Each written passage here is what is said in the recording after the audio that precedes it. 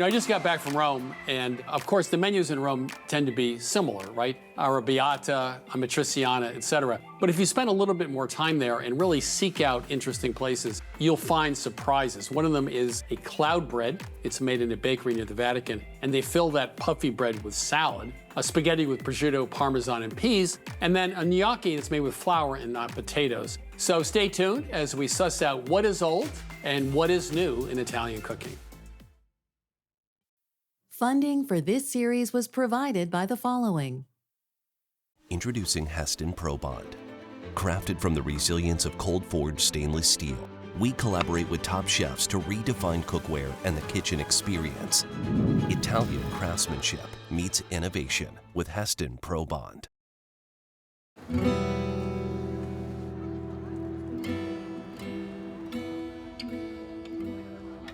Just steps outside the Vatican, in Rome's Borgo Pio neighborhood, there's a bakery called Panificio Arrigoni.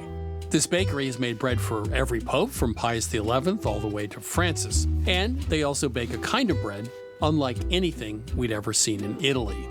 Angelo Arrigoni calls it cloud bread. Che bella. Questo è un panificio storico che c'è da secoli. La nostra famiglia, mio nonno, mio padre e io lo conduciamo da 93 anni. Queste sono chiamate nuvole. La nuvola è un pane che facciamo dal 1930, faceva mio nonno. E questo si faceva con la pasta che rimaneva, che non veniva più utilizzata, e veniva spianato con mattarello come facciamo adesso, tuttora uguale. E poi servito su un piatto più grande, e i fornai tutti intorno, chi prendeva un pezzo di un altro si mangiava. Poi abbiamo visto che funzionava e lo usiamo per vendere. Fagli vedere la nuvola, solo farina italiana, poco sale e acqua del comune. Basta. Il segreto è che lo stende con mattarello e poi è il forno che è bollente. Provoca un calore tra la pasta, in quel calore tende a salire e fa quel vuoto. Mettiamo un po' di olio così. Tanti lo mangiano così col formaggio e poi invece chi ha pazienza gli fa un foro sotto, la tagliano sotto, mettono un'insalata già condita, la speciale, con i pinoli, con l'uvetta, la mette dentro e poi viene servita a tavola con un piatto più grande perché poi viene spezzato e mangiato. When we set out to recreate cloud bread at Milk Street, we had a mystery to solve. What exactly makes this bread hold its puffed up shape? È meraviglia.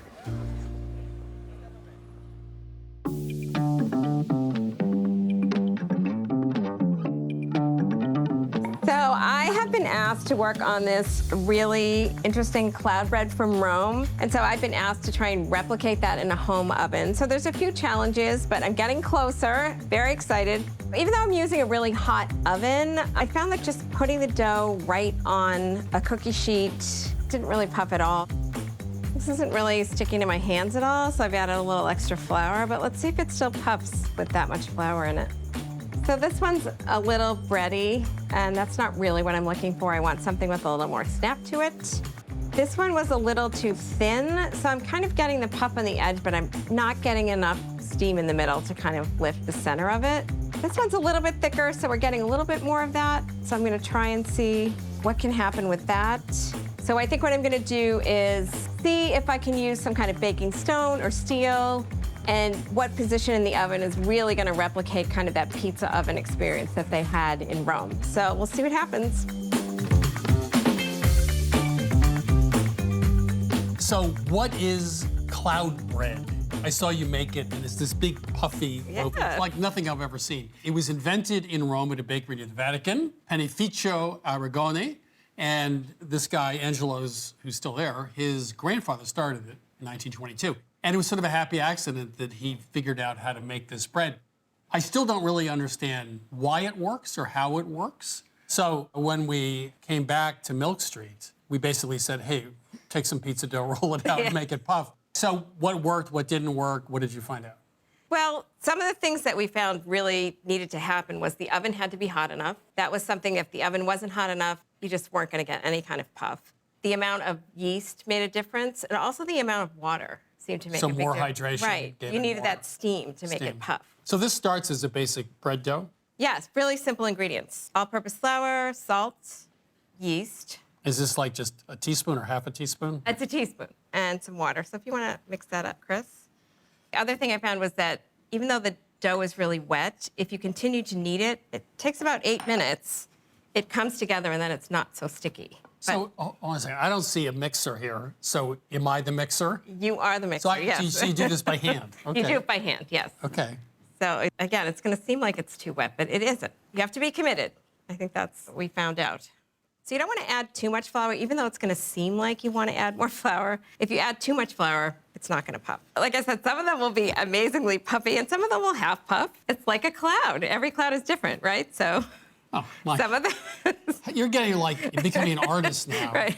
So this is going to take about 8 minutes to come together, and we're going to work on that, and then we'll come back. So as you can see, it's come together. So it's not going to be completely smooth, and that's okay. We're going to put it in an oiled bowl and let it rise for about an hour and a half until it doubles in size. And about a half an hour before we're ready to use it, we're going to turn the oven on so we can get it nice and hot and ready for our cloud bread. So I'm going to cover it and let it rise. So this has been rising for about an hour, a little bit more, and we're going to divide it into 4 pieces, roll it into balls on a lightly floured counter.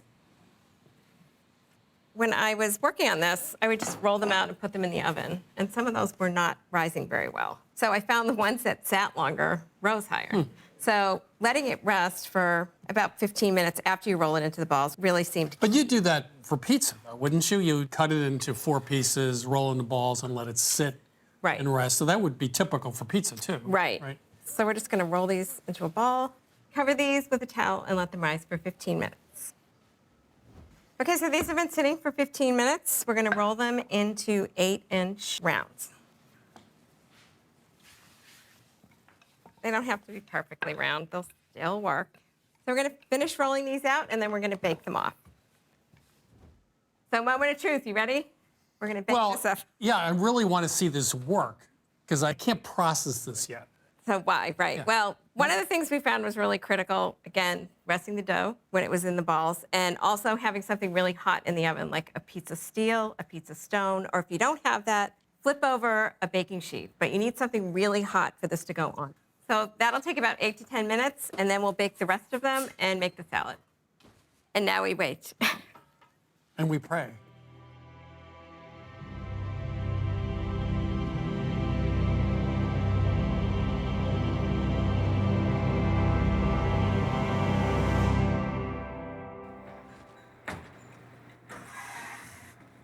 Those look great. They puffed. They did. It worked. So now they break it open and serve it with a salad inside, is that right? Yeah, so it's kind of like a reinvented panzanella. Okay. So for the dressing that we're using, we wanted to have a lot of flavor. So we've got some fresh garlic here and a couple of anchovies. And I know you always say with the anchovies, it's not going to make it fishy. It's just going to give it that extra umami. So I'm going to mash that up and 1 teaspoon of salt. I'm going to mash that together and make like a paste. And I'm going to whisk in some oil and lemon juice. So I'm mixing the salad. Do you mind cutting up some fennel?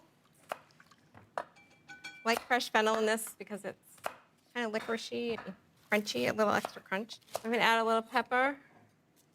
And then we have some sturdy bitter greens, some romaine and arugula I'm going to toss with this dressing.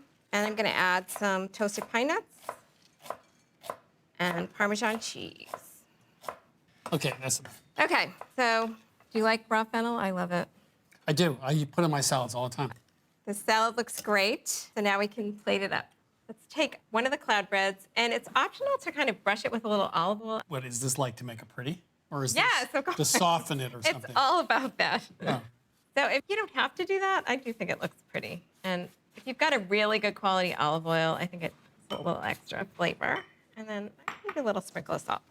Okay, so if you want to take the back of your knife and crack it open. I know, you can do it. Wait, all this trouble and now we're just gonna Go like break it crush it up. with a knife? I mean, what, really? Yes, Like this? go for it. There you go, see? And then we're gonna put a half on each of our plates. Break that open. All right. We're gonna fill it with salad.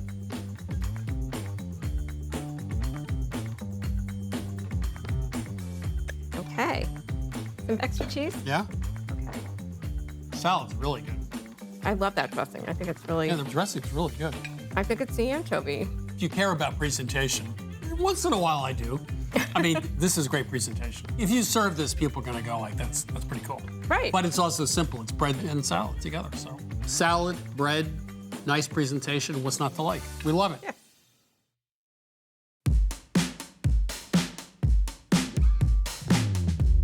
In Rome, we learned how to make pasta alla papalina, or the Pope's pasta. Our version was inspired by chef Andrea Dell'Olmo from restaurant Mama Angelina, who made an incredibly delicious version for us. Pasta alla papalina is a take on the classic pasta carbonara. It was in the early 1920s that a request came to make a more elegant version of this dish to serve to the Pope. And by more elegant, prosciutto stood in for the guanciale, and Parmesan was swapped for the traditional pecorino romano. So now, let's get started on our version of spaghetti with prosciutto, Parmesan, and peas. We'll whisk together 5 egg yolks, 1/4 cup heavy cream, 2 teaspoons pepper, and a cup of grated Parmesan cheese. Now we'll start cooking the spaghetti. We'll start with a large pot and add 4 quarts of water. When the water comes to a boil, we'll add a tablespoon of salt and 1 pound of spaghetti. Then we'll let that cook, stirring occasionally until the spaghetti is only al dente. When the spaghetti's ready, first reserve 1 cup of the starchy pasta water. You'll need that later to help with the sauce. Then you drain the spaghetti. Okay, now that the spaghetti is cooked, it's time to start making the sauce. Now it's time to saute the onions and the prosciutto, which we'll add to the sauce later. In a 12-inch skillet over medium heat, we'll melt 3 tablespoons of salted butter. We'll add 1 small red onion that's been finely chopped, and we'll let that cook 2 to 3 minutes, stirring occasionally just until the onion softens a little bit. Next, we'll add the chopped prosciutto. We want that to get a little crisp on the edges, so we'll cook that and stir only occasionally for about 4 to 5 minutes with the onion until the prosciutto gets slightly browned and a little bit crisp. Then we just remove the pan from the heat and let that cool down a little bit. We'll transfer 1/4 of the prosciutto onion mixture to a small plate because we'll use that for garnish a little bit later. So when the spaghetti is drained, we add that back to the pasta pot, which is still nice and warm. Now we'll transfer the rest of the prosciutto onion mixture from the skillet right into the pot that has the pasta in it. Then we'll add 1 cup of frozen peas, still frozen solid, and 1/4 cup of the reserved pasta water. We added peas at this late stage and they were still frozen solid because we want them to retain their bright green color and not get overcooked. Now, pasta alla papalina doesn't always have peas in it, but many versions do. And we really love the bright pops of green and that fresh vegetable flavor it brings to the whole dish. Then we'll just keep tossing that together over medium heat until everything's nice and hot. While you're tossing, if the sauce looks a little dry or thick, add a little bit more of that reserved pasta water, just a tablespoon or so at a time, and that will adjust the consistency. Right now, this one looks fantastic. Okay, this is well heated through. The peas are nice and hot. We'll take this off the burner now because we are going to be adding our egg mixture, the eggs and the cheese that we mixed earlier. And if we leave this over the hot burner, it could risk the egg starting to cook. All right, so we'll just give this a quick toss. This sauce will start heating up. The eggs will cook gently in this residual heat, and the entire sauce will thicken quite beautifully. You also get that incredible flavor.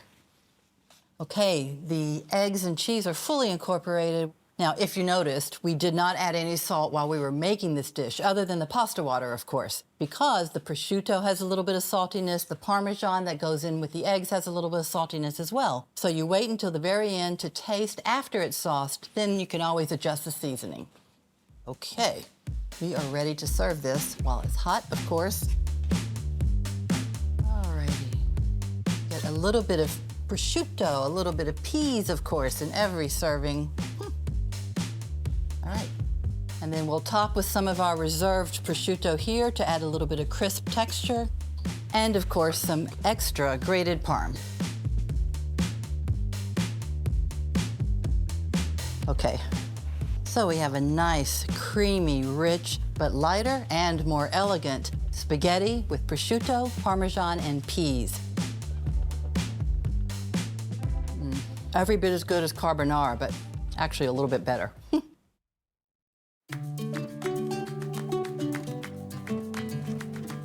Gnocchi di Farina are made with just flour, water, and salt, not a potato in sight. We learned these from Antonio Cioffi on the Amalfi Coast, but they're emblematic of cucina povera in general, which is peasant cooking of Italy, where you basically spin gold from straw using what ingredients you have to make really hearty, beautiful meals. So to get started, you need your flour, water, and salt. That's it. And you need a sheet tray that you've lined with parchment that we're gonna use in a little bit once we've made the dough.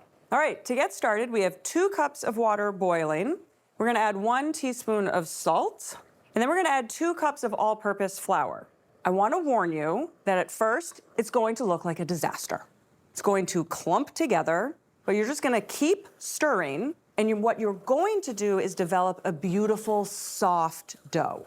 The boiling water is key to the texture we want to achieve. We're gonna have pillowy, sort of bouncy gnocchi. We're not gonna have anything dense. And that's because hot water is absorbed more quickly by the flour in a process that's called gelatinization. So the starches in the flour are swelling, and we're also inhibiting some of the gluten development. Once your dough is uniform and fully hydrated, we're going to bring it over to a lightly floured counter. And it's hot, so be careful. You're sort of gonna dump it out. We're gonna dust this with flour. And then to protect our hands, because it's pretty hot, we're gonna use a rolling pin. So we wanna roll it into a rectangle that's about a ½ inch. That is good enough. And just because the dough's hot, it's nice to use a bench scraper. So this is about ½ inch. And now we're just gonna fold it into thirds. And we're gonna do the process again. This is sort of like kneading bread. This is going to help develop some gluten. I mean, it's still flour, there's still gluten, and we still want structure. We don't want our gnocchi to dissolve when we cook them. Just by using the hot water, we develop less gluten, but we still have a nice sturdy dough. I'm gonna fold it in thirds again. The dough is sort of transforming as I do this. It went from that uneven, almost curdled looking mess into something that's much more uniform. And pretty soon we're gonna just be able to knead this by hand. But now we wanna knead it for 2 or 3 minutes until it has a really smooth and supple texture. We're not quite there, but you can see already how much smoother it is. You can fold it over without it breaking. Okay, you have a nice, smooth, uniform dough. It needs to rest for a little bit. Not long, that's also an advantage of the hot water. It's not a dough that rests for a long time, but you do wanna cover it and let it rest for about 15 minutes. All right, it's been 15 minutes, and now we get to do the fun part. We get to shape our gnocchi. So we have our nice dough, and we're gonna divide it into, again, roughly thirds. Just wanna cover up the 2 pieces you're not working with so that they don't dry out. Now we get to play with our food. We're gonna make about an 18-inch long snake. What's more important is that it be a uniform width so that your gnocchi are about the same size and they cook at the same rate. And if you have a smaller cutting board or surface to work on, just make a shorter snake. Now you wanna use a bench scraper and you wanna make ½ inch pieces, but again, it's more important that they're uniform than they're exactly ½ inch. So now we're gonna make them into a classic gnocchi shape, but we just wanna toss them in a little bit of flour so that our fork doesn't stick. You can do something as simple as taking your fork and pressing down and getting a nice little gnocchi shape. And then you put it on your sheet tray. In Italy, they have gnocchi boards, and that's what we're mimicking with our forks. The best part that happens when you use a gnocchi board is you use your thumb and it creates a little divot in the back of your gnocchi, which is a sauce pocket, which is the best part of eating pasta. So if you want a sauce pocket, which we all want, at home, and you don't have a gnocchi board, you take your fork and you flip it over, and using your thumb, you drag it down the tines, and at the end, flip. And then you get your little sauce pocket. Form all of these and line them up on your sheet, and then make the remaining 2 pieces of dough into snakes and form those out. Then you boil some water, you make a quick sauce, and dinner's on the table. All right, we're ready to cook our gnocchi. So we have 4 quarts of water that's just come up to a boil, and we're going to add a tablespoon of salt. So I guess a secret fourth ingredient of making this gnocchi is the pasta water, because we'll definitely want to use that no matter what sauce we use at the end when we serve them. So I'm gonna bring this back up to a boil, and then we're gonna cook these in batches. You don't wanna overcrowd the pan. They're a little bit delicate. We're just gonna cook them until they float, and then transfer them to the sheet tray. I'm gonna take about a third of the gnocchi, stir them up off the bottom gently, let them cook for about 2 minutes. We're just gonna turn them once or twice, and they're done. Okay, when they're really bobbing there and they stay, then they're ready. You wanna use a slotted spoon to transfer them to a wire rack inside a sheet tray. And they're a little bit fragile right now, but we're gonna let them sit for 15 minutes or up to an hour, and they will sort of firm up and get their final great texture during that rest. All right, let's do our second batch. You do wanna make sure that the water's come back up to a boil.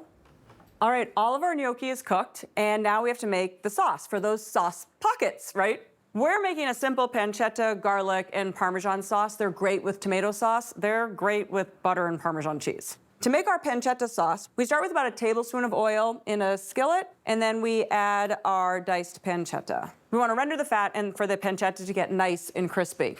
I think it's surprising nowadays to hear that pancetta and Parmesan is cucina povera, which is really using what you have. But remember that pancetta's preserved and Parmesan is an aged cheese. These are things that you can use a little bit of and you get a big impact. So it really is cucina povera. So we want to cook this until it's golden and crisp and most of the fat has rendered off, and it takes 5 or 7 minutes. All right, we have this gorgeous pancetta. It smells wonderful. You want to use a slotted spoon to remove it to a bowl while we build the rest of the sauce. If your pancetta has given off a lot of oil, you want to save just a tablespoon of it in the skillet and discard the rest of it. Part of the reason that this sauce can have so much flavor is that we consider using all of the elements and not wasting any of that flavor, including the fat that the pancetta rendered. So I don't have much oil. I'm going to leave it as is. Maybe actually even add a little bit of olive oil. And now I'm going to add 6 sliced garlic cloves. By slicing the garlic, though, we get a more mild garlic flavor in the oil. It's more like we're perfuming the oil with that garlic flavor. It's not going to be too aggressive like a minced garlic might be. We want to cook this until it's golden, which is about 2 minutes. All right, our garlic's getting beautifully golden brown. I'm going to also use a slotted spoon to transfer it to the same bowl that the pancetta is in. We're just about 2 minutes from dinner. So into this beautifully perfumed garlicky pancetta pan, we're gonna add our gnocchi. So remember, they sat and they're much more firm. You're not as worried about them breaking anymore.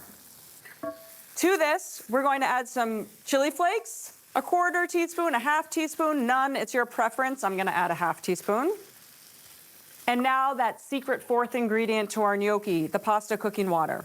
So we wanna start with just about 1/2 cup. And we're going to stir as it cooks so that we release more starches into that already starchy water and we create a velvety sauce that clings to each gnocchi. So this is going to take about 3 to 5 minutes, and you're going to see that the liquid on the bottom of the pan reduces and the gnocchi become velvety. This is a perfect sauce consistency. So we're going to add back in that pancetta and garlic and just heat everything back up together, which really shouldn't take much time. 30 seconds, maybe a minute. Keep moving things around so nothing sticks to the pan, and every piece of gnocchi sort of is evenly coated in the sauce and has a little bit of pancetta, a little bit of garlic.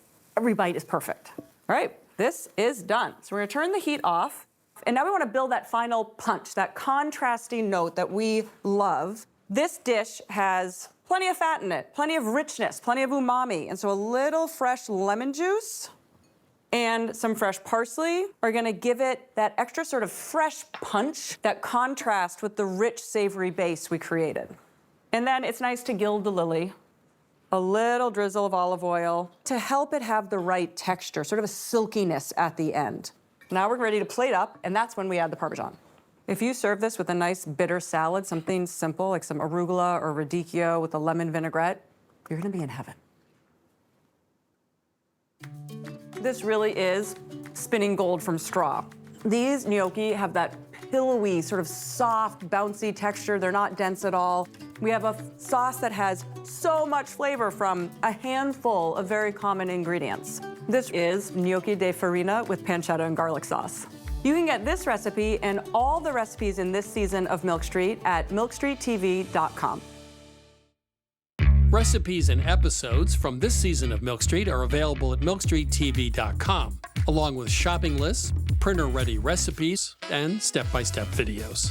Access our content anytime to change the way you cook. The new Milk Street cookbook is now available and includes every recipe from our TV show. From pad thai with shrimp and no-fry eggplant parmesan to Korean fried chicken and salty honey brown butter bars. The Milk Street cookbook offers bolder, fresher, easier recipes. Order your copy of the Milk Street cookbook for $27, 40% less than the cover price. Call 855-MILK-177 or order online. Funding for this series was provided by the following. Introducing Heston Pro Bond. Crafted from the resilience of cold-forged stainless steel, we collaborate with top chefs to redefine cookware and the kitchen experience. Italian craftsmanship meets innovation with Heston Pro Bond.